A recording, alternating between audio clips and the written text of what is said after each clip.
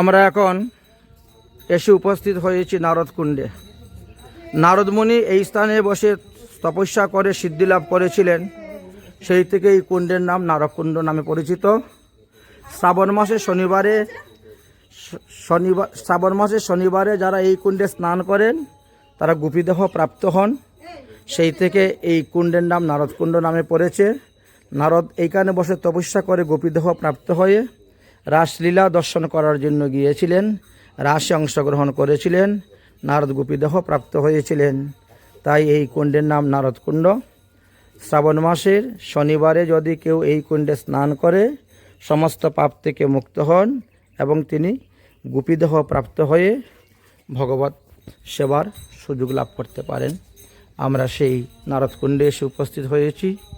নারদকুণ্ড আপনাদেরকে দর্শন করাচ্ছি। জয় রাধে, জয় রাধে।